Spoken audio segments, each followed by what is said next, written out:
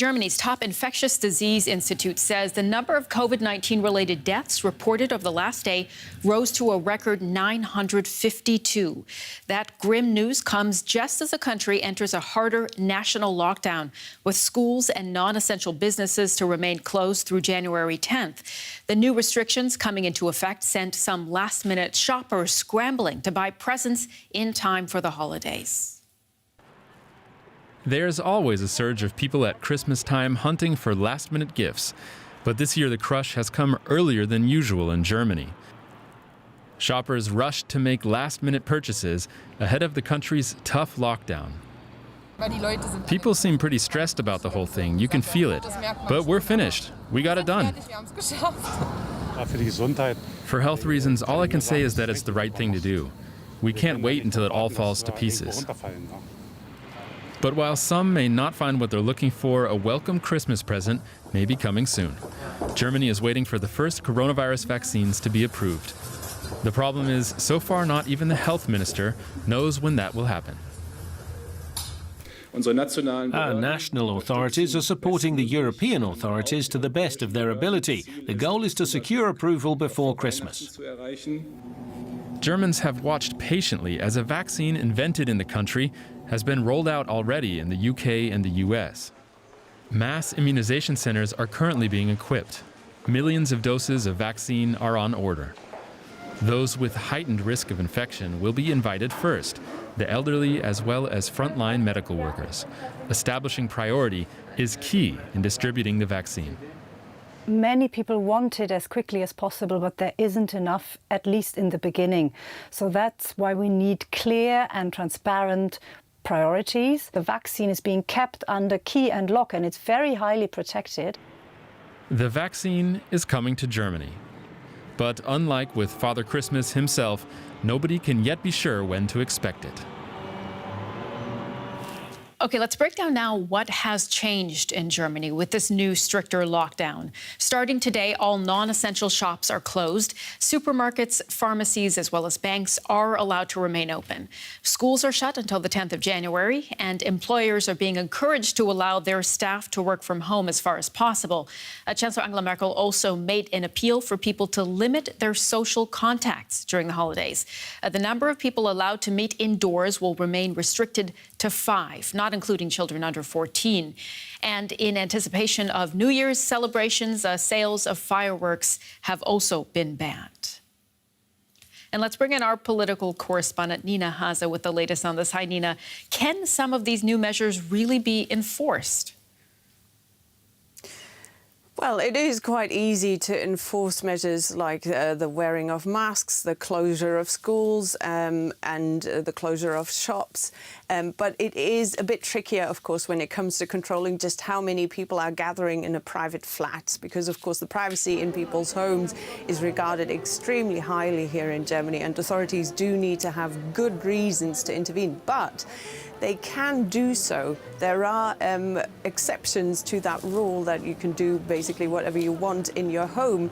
And those exceptions also apply to the current corona measures. So it is the situation that neighbors could theoretically report their neighbors to the police, and the police could come knocking on people's doors to check whether they see that the corona measures are not adhered to in people's private homes.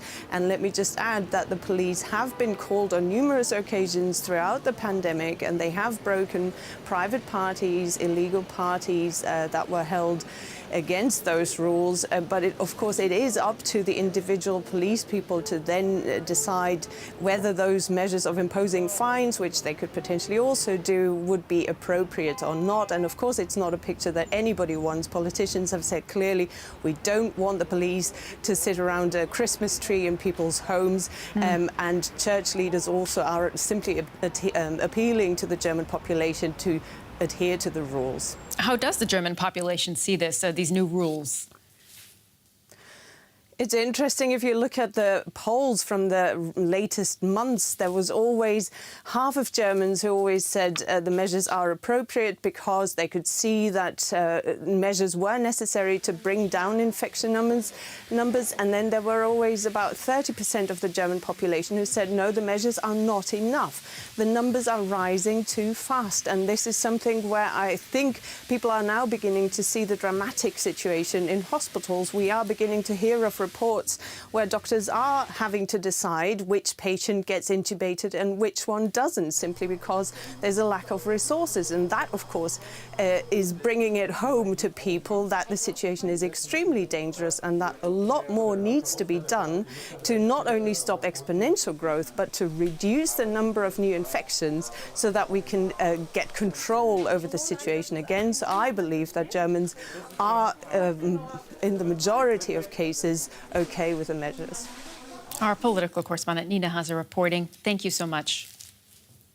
Now we have Peter Liese with us. He's a member of the European Parliament and the health spokesperson for the largest political group in the Parliament, the EPP. Mr. Liese, good morning. Thank you for joining us. I want to start out, first of all, with the vaccines, because we know that some countries, like the US and Britain, they are already vaccinating with the BioNTech-Pfizer shot. Why is it taking European authorities longer to approve it? Yeah, because we are having a more safe procedure. Europe will have the first regular approval of a vaccine. United Kingdom and the US have done emergency authorization, and that is less safe because of three reasons. First of all, we got more data. BioNTech delivered data even yesterday night. And the second is that the liability is for the producer with a regular approval, like in the European Union. And more people are looking at the data on side effects and efficacy. So I think it's only a few days longer, but it adds safety to the process, and that's important. But we're talking about the same vaccine here, aren't we? So you're saying that it was less safe for Britain and the US to move forward with approval so quickly. Are you worried about the safety of this vaccine? I trust in BioNTech. I know these people, they are serious. But in German, we say, Vertrauen ist gut, Kontrolle ist besser. So trust is good, but to check it is better. And the checks have been more intensive. And I know that many people are concerned because the vaccine comes so fast. Normally, from the first scientific project to the approval, it takes years. And now we have less than 12 months. So we need to clarify that everything is in order, and that's why this European approach, in my view, is better. They have worked day and night. As I said, in the night, BioNTech sent data, and the EMA immediately received them and distributed them. So I think this is important to do it fast, but it's also important to do it safe. So is that also what you're worried about, that because this approval process has generally been very fast, that there's not going to be enough trust among the public? Do you think not enough people are going to take this vaccine? I'm optimistic that in the end, many people will be ready to be vaccinated, but the process must be in order. It is not only an issue of pace.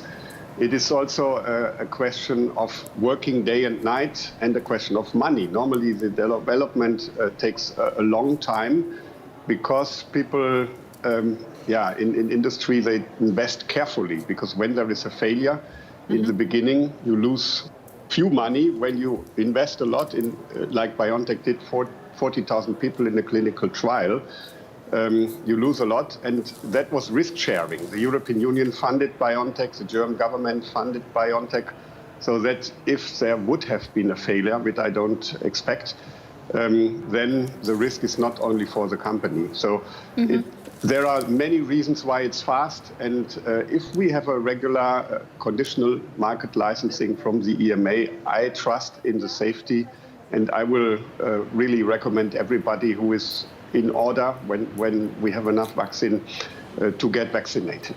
Mr. Liese, beyond the vaccine, the head of the World Medical Association expects that we will see tough restrictions until spring. Why is that? Yeah, first of all, we don't have enough vaccine. It's a problem even in the UK and the United States. The pictures give the impression that everything is fine now. It is not. Also, UK and US will not have enough vaccine, and that's the same with Germany and the members of the European Union. And that's why I think we need to be prudent. But I don't agree with Mr. Montgomery that the strict restrictions as we have it now in Germany need to go until spring. We should look at Ireland as an example. Ireland has managed to bring down the infections. In October, there were much worse, much higher figures per capita than in Germany and other European countries. And now they have opened pubs and they have opened gyms because they brought down the figures. So if we all adhere to the measures, we can bring the figures down. And that's what we have to do now in the coming weeks in Germany. All right, we'll have to leave it there. Peter Liese, the health spokesperson for the EPP in the European Parliament. Thank you so much. Thank you. Bye. Let's take a look now at some other developments in the pandemic. The drug regulator in the United States says its analysis shows the Moderna vaccine is safe and 94% effective. That data means the vaccine could get emergency approval in days and could be rolled out next week. South Korean officials say there are only 3 intensive care hospital beds left in the capital, Seoul, a city with a population of nearly 26 million. The country has reported a record surge in cases in recent days. And scientists from the World Health Organization are planning to visit the Chinese city of Wuhan, where the outbreak was first reported. They want to find out how the virus moved from animals to humans.